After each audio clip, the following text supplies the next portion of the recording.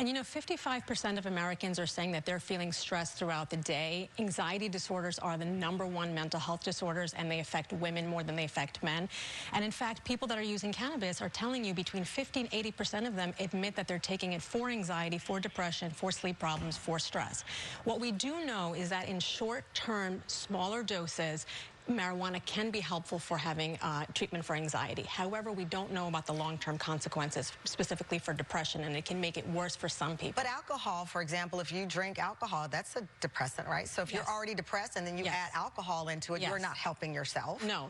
And this is the problem, is what we're talking about, what you're referring to is self-medication. And a lot of people do it. A lot of my patients use alcohol or marijuana to feel better.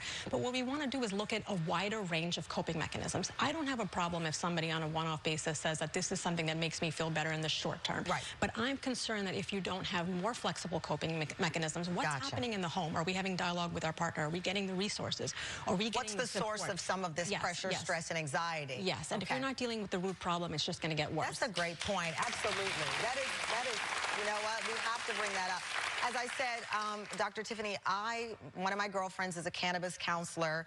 Before I was pregnant with Moses, she's like, okay, here's this coffee bean, and it just relaxes me. And she's like, I do yoga. I feel so relaxed.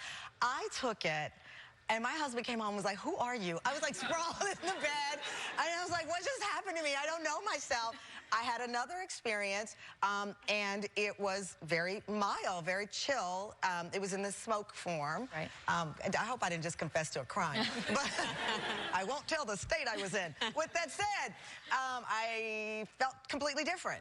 But most important to me, I don't want to be on anything having a 5-month-old. And that was what was worrying me. If something happened, I wouldn't be able to react to Moses fast enough. So this is something to remember. There's different strains. This is a